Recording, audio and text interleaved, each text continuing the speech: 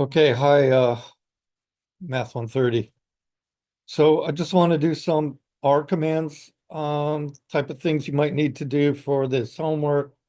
I'm looking at the homework. This is not highly prepared, but I feel like maybe anything I do could help people get started with R. As we go, if I think of other stuff to do or stuff to talk about with R, I'll do it. I'm not really going to do this homework, but just to look at it. So let's look at the homework though as we go. This is going to be my approach to it. It's currently Friday at 7. I'm a little tired. I might make a mistake here or there, but you can just scroll through as you need to. Um, so let's look at this. So you're seeing this screen here, and um and you see a symmetric matrix, right? So it has this spectral decomposition. We know it has orthogonal eigenvectors and real eigenvalues. So maybe what we should do, just to play a little bit, is let's make a 3 by 3 symmetric S, and um, maybe there's nothing much interesting to do here. Oh, um, I guess we could do the calculations. Yeah, we could do the calculations and just see what 3 by 3 vectors we get. Um, or even 2 by 2s, and then we could see what they look like here. Okay, but it has to be symmetric if we hope to have orthogonal Qs that are rotation matrices. So we'll start with that. Okay, I'm going to share R now, and we'll do this problem 1. So let's see, where's my R thing? It's here. Is everything going to work? Okay. Well, hopefully you're seeing this. I don't have anyone here to check. Okay, so I want to make a symmetric matrix S. I'll call it S equals, there's different ways to do this, of course. I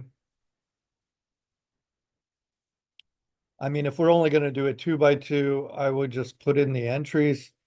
Um, let's go. So I can do matrix command and put in 0, set everything to 0, and then tell it how big I want it to be. Um, yeah, let's just do a 2 by 2 just to see this happen. So 2 by 2. Okay, so we look at S, there you go, zeros. So now let's make it symmetric. Doesn't have to be positive definite for this. It could just be anything. It just has to be symmetric. So let's have S 1 equal, I don't know, 14. We can make any kind of crazy thing we want. Oh, I didn't make S. I meant, told you it's going to be a little rough maybe. So 10, and let's do 4 like this. I don't know what this is going to do. So 1, 2, and 2, 1.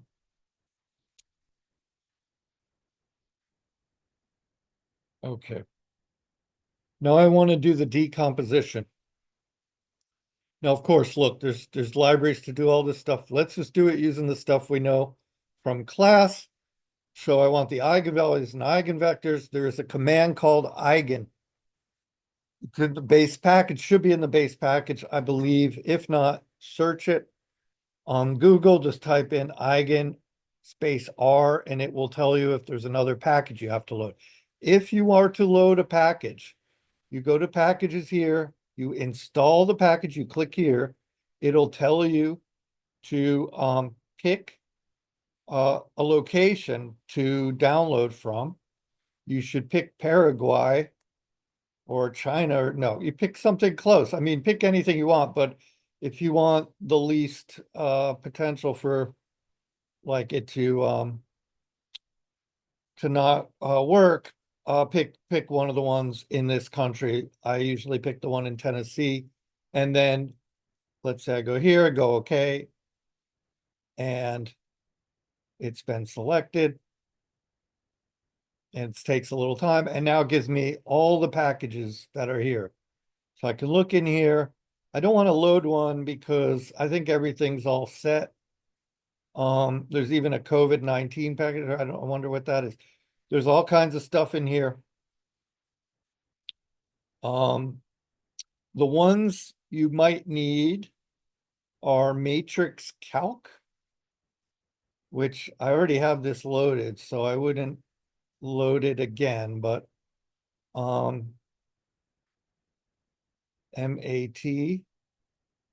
right? Matrix calc, it's right here. If I load it again, it's just going to not really do anything, but I still don't want to do it really. And then there's one also called Pracma, Pracma. And this will only take a second. It just loads the files in your R documents directory tree so that it can get them when you're ready, when you want to load them. You still got to load them into the session's memory, but this part here's Pracma. That's another one you should have. So those two you should have. Like you can look these up and you might not even need them. Okay. So, okay, I'm gonna just cancel out of this. Nothing happened. Okay, but yeah, let me just type these in just to see if they're really here and you can see how to do it. So once you've installed them, you would have clicked on it, it would install it. You type library, I'm going to type matrix calc, for example. Yep, so it found it, it loaded it very fast. Let's try the other one, Pracma. Pracma was built under a different, it's okay. It's like the one right before it. Everything should be okay. Okay. Okay. So, yeah, so let's do our spectral decomposition of this. I'm going to do this with the command eigen s, and there I get my eigenvectors. I mean, my eigenvalues are here at values, and here are my eigenvectors. These are already normalized. So if you want to just keep, it might be nice just to keep track of things, call these Q. You could make this positive, by the way. There's no reason to make it negative that I can see. So let's call it again, eigen S, and I'm going to save it to something like A.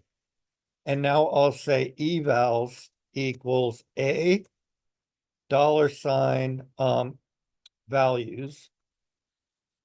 I should have called it lambda actually, but that's okay. Evals is that. And let's call evex, or let's call Q1 equal A $ vectors.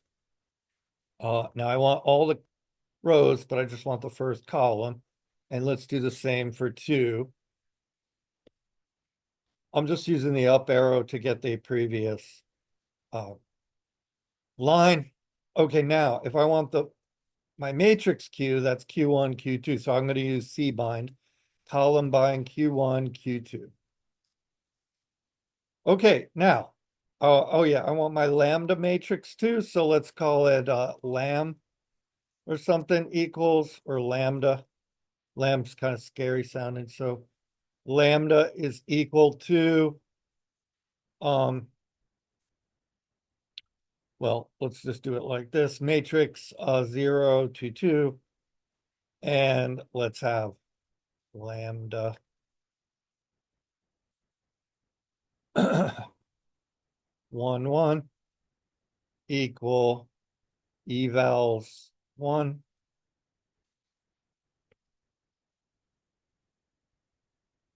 Lambda 2, 2 equal evals 2. Again, there's more clever ways to do this. I don't do this all the time, so I'm not really thinking about it too much, but the more you do it, you just learn other things. So, all right, so look, let's look at lambda. There's my lambda matrix. Let's look at Q. There's my Q matrix. I can make the first column positive if I want. It's fine. It should be fine. Let's though, yeah, it doesn't matter. No, actually, it would give me that problem over here, right? So the ones you want the sign to be different on are the off diagonal ones. Because if you want to understand it as a rotation, you want these to be different signs. Okay. Remember, the rotation formula was cos of theta, cos of theta. So that has to have the same sign. And minus sine theta, sine theta. Okay, so we're going to go with this. I could make it all negative. There's no real rule about this. So yeah, why don't I make them positive just for the hell of it? Again, the point of this, more than anything, is just to show you, sorry, Q. There we go. Okay, so now I have everything's in like the first quadrant. Does that mean that that I'm changing the spectral decomposition here? I don't think so. Okay. What you're doing is you're rotating it, you're stretching, and you're rotating it back. So damn, I wonder if I should start this all over, if I'm just being too confusing now at this point. My whole point here was just to show you some R stuff, so I didn't mean to get derailed here, but okay, well, let's say this is your rotation matrix, this positive one here.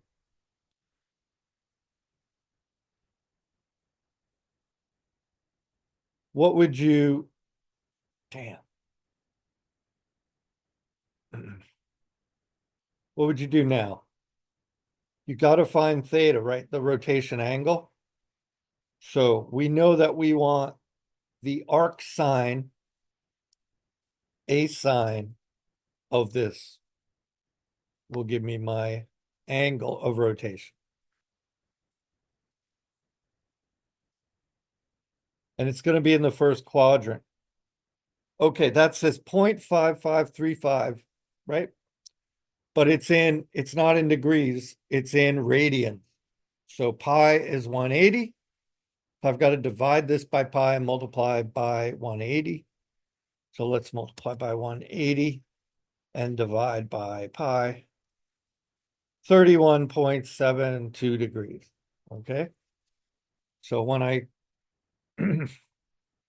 when I choose these eigenvectors, the rotation from Q is 31.72 degrees.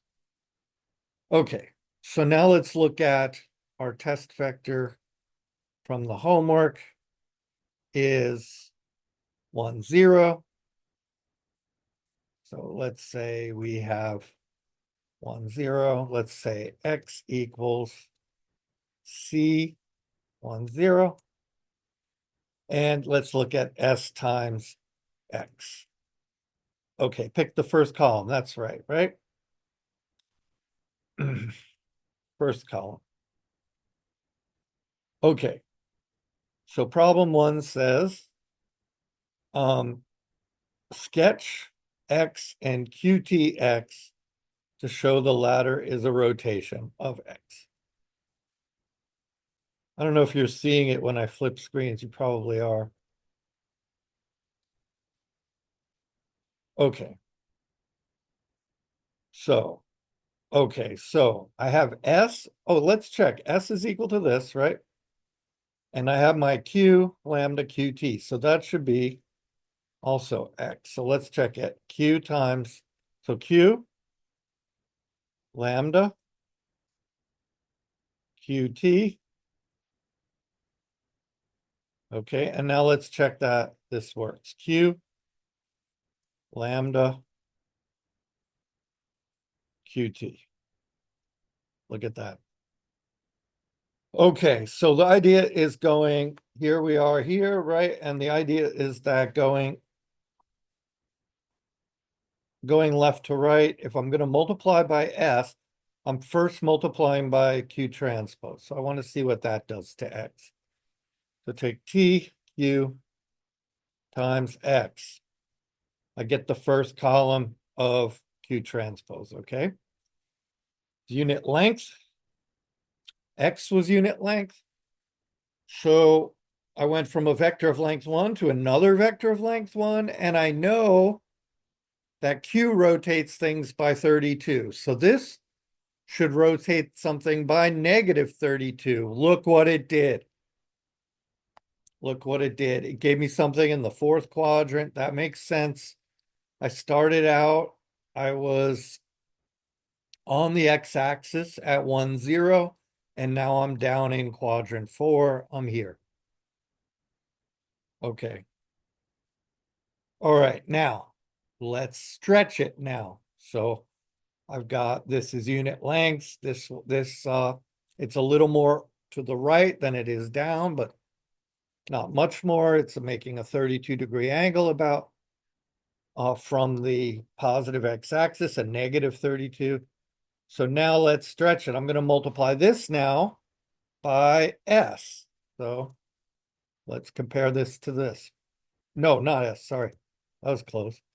By this, right? Okay, look at that. So what did it do? Okay, it took 16.4 or something like that times the first thing here. And you go from something that's 0.8 to something that's 14. The dominant eigenvalue dramatically increased the x-coordinate. The other eigenvalue is no slouch either. It's a pretty big eigenvalue. It's you don't have any small ones in this. You have something that's 7. So this increased the other one, but not as much. So now it should be a smaller angle with the positive x-axis, right? A smaller angle with the positive x-axis because it stretched the vertical coordinate, but not as much, about half as much. So you're here at 14 minus 3. Okay, now it's gonna rotate it back, and this will give you the overall effect of it now. By the way, notice how close we are to 14.4 already. If you track this, the first thing is you take 1, 0, 1, 0, right? Where is it? I don't see 1, 0 anywhere, but it was up here where we built it, right? 1, 0 was somewhere up here.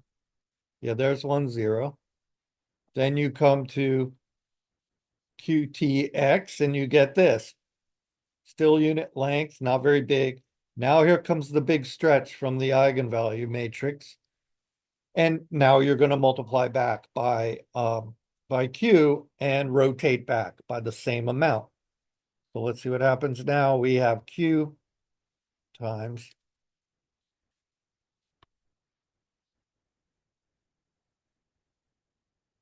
sorry, the key is not to hit return until you're sure. Okay.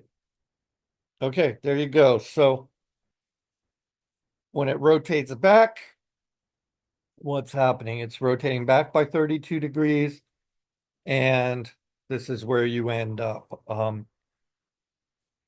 You're now above the x-axis, not on it, because a 32-degree rotate back is gonna, because the stretching part stretched the x-coordinate much more than the y. It drew the vector closer to the x-axis, although still below it. And then when you rotate back by the same amount, now you're above it and you're exactly at 14.4. So you can see this as 3 stages of rotation. Now it's all lined up, ready for the eigenvector, ready for the eigenvalues to impact it. They stretch the different coordinates, different amounts according to the eigenvalues, and then it rotates it back and everything is changed now. But this is a way to break down the effects of S. Okay, so this is chapter 1 on using R to analyze this and going through the linear algebra of this. I'm doing this for different problems though, but they're very similar to the homework. That's all good with me. Now, I think there's a way if I just switch, you're going to see the homework, but I'm not actually 100% sure. So I'm going to stop it and share it.